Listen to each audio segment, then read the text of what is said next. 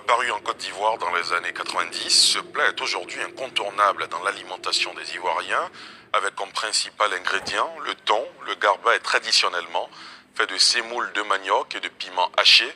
Il présente de plus en plus un visage amélioré avec des ingrédients variés. De plus, les acteurs du secteur, essentiellement des ressortissants du Niger, ont diversifié la façon de faire le garba, un secteur qui intéresse aujourd'hui de plus en plus les Ivoiriens. Un sujet signé Nadia Eja et Arona Zeba.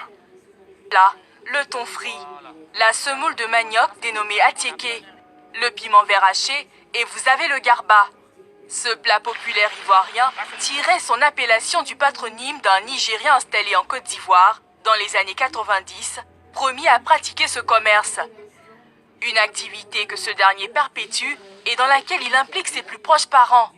Dès lors, la vente de garba devient un business familial. Je suis venu en Côte d'Ivoire en 88. Quand j'ai trouvé mon grand frère, il vendait à ticket à Mako les ancêtres. Beaucoup de Nigériens, quand ils viennent là, c'est le garba, c'est jeté. Quand tu trouves ton frère, viens travailler, tu es obligé de le scier. Si Abbas s'est lancé grâce à son frère, Dr Roukou, lui, a vu en ce commerce une opportunité d'affaires après la crise politique de 2011, alors qu'il se retrouve au chômage. Une activité qui l'occupe pleinement aujourd'hui. Elle donne 3 000. Tu comprends? Quand tu finis sur le crocodile, avant de décoller, tu appelles un temps SIAT. Pour lui que tu es en route, que tu viens. Comme ça, prépare la monnaie. Fais vite, tu vas venir, on va.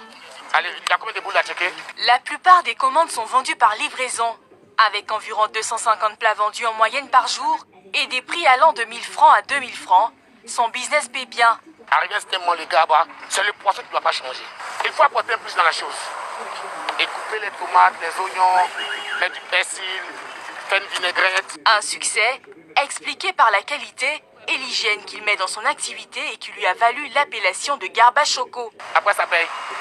Ça plus que paye.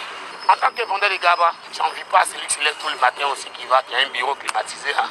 Manger le garba comme ça ne me dit pas trop. C'est parce qu'il est propre que je viens ici. Si après, s'il n'est pas là, je préfère acheter à ticket des femmes. Mais selon certains consommateurs, le garba se doit d'être sans fioriture. Le plus important, ce serait son apport énergétique et la base, le poisson thon. Un garba, je sais pas, il y a beaucoup de tomates, d'oignons, non. Simple. Assez de poisson et puis piment. Les gens appellent le vrai garba. Ça nous apporte un blindage. C'est-à-dire que tu as mangé ça, il est déjà. Il est pratiquement 10 heures. Tu peux tenir jusqu'à le soir, hein? C'est ici, au marché de poissons au port, que s'approvisionnent les vendeurs de garba pour l'ingrédient principal, le thon. Le prix du sac de 50 kg varie de 50 à 100 000 francs CFA selon l'arrivage. Le thon, c'est comme la locomotive même de notre marché. Parce que c'est le poisson le plus consommé. Si vous avez besoin de garba, vous venez au marché ici. Et quand vous achetez, il y a des gens maintenant spécialement pour faire le découpage. Selon le quartier, le poisson est découpé en fonction de là où vous vendez.